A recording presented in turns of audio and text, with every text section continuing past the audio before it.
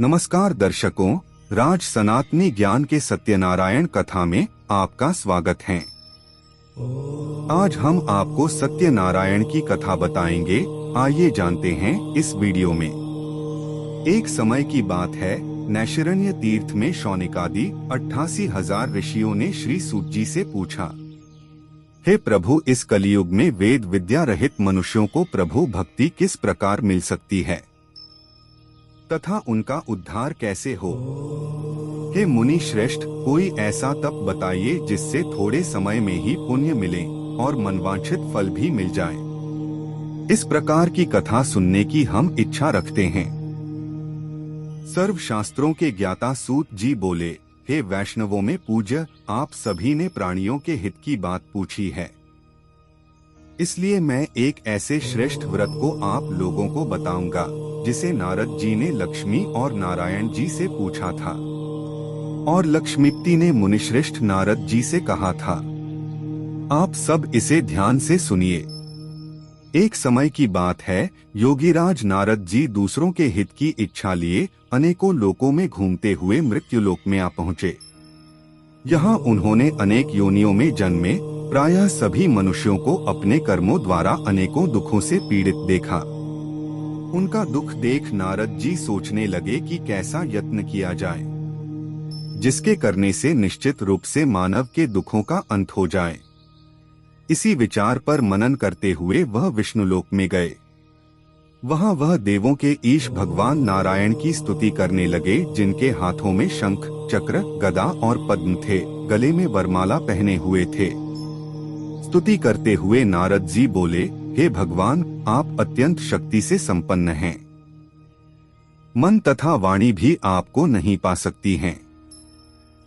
आपका आदि, मध्य तथा अंत नहीं है। निर्गुण स्वरूप सृष्टि के कारण भक्तों के दुख को दूर करने वाले आपको मेरा नमस्कार है।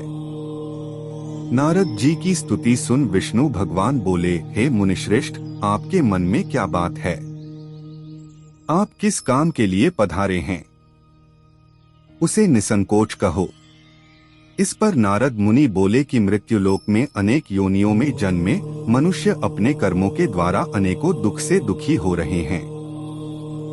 हे नाथ, आप मुझ पर दया रखते हैं, तो बताइए कि वो मनुष्य थोड़े प्रयास से ही अपने दुखों से कैसे छुटकारा पा सकते हैं। श्रीहरि बोले, हे नारद, मनुष्यों की भलाई के लिए तुमने बहुत अच्छी बात पूछी है। जिसके करने से मनुष्य मोह से छूट जाता है, वह बात मैं कहता हूँ, उसे सुनो। स्वर्ग लोक व मृत्यु लोक दोनों में एक दुर्लभ उत्तम व्रत है जो पुण्य देने वाला है। आज प्रेमवश होकर मैं उसे तुमसे कहता हूँ। श्री सत्यनारायण भगवान का यह व्रत अच्छी तरह विधान पूर्वक करके मनुष्य तुरंत ही यहाँ सुख भोग कर मरने पर मोक्ष पाता है। श्रीहरि के वचन सुन नारद जी बोले कि उस व्रत का फल क्या है और उसका विधान क्या है? यह व्रत किसने किया था? इस व्रत को किस दिन करना चाहिए? सभी कुछ विस्तार से बताए। नारद की बात सुनकर श्रीहरि बोले, दुख व शोक को दूर करने वाला यह व्रत सभी स्थानों पर विजय दिलाने वाला है। मानव को भक्ति व श्रद्धा के साथ शाम को श्री सत्यनारायण की पूजा धर्म परायण होकर ब्राह्मणों व बंधुओं के साथ करनी चाहिए।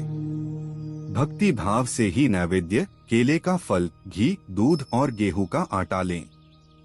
गेहूं के स्थान पर साठी का आटा, शक्कर तथा गुड़ लेकर वह सभी भक्षण योग्य पदार्थों को मिलाकर भगवान का भोग लगाएं। ब्राह्मणों सहित बंधु बांधवों को भी भोजन कराएं, उसके बाद स्वयं भोजन करें। भजन कीर्तन के साथ भगवान की भक्ति में लीन हो जाएं। इस तरह से सत्यनारायण भगवान का यह व्रत करने पर मनुष्य की सारी इच्छाएं निश्चित रूप से पूरी होती हैं। इस कलिकाल अर्थात कलियुग में मृत्युलोक में मोक्ष का यही एक सरल उपाय बताया गया है। इति श्री सत्यनारायण व्रत कथा का प्रथम अध्याय संपूर्ण। श्रीमन नारायण नारायण नारायण, भज मन नारायण नारायण नारायण। श्री सत्यनारायण भगवान की जय। आज के लिए बस इतना ही। फिर मिलेंगे सत्यनारायण कथा भाग 2 में।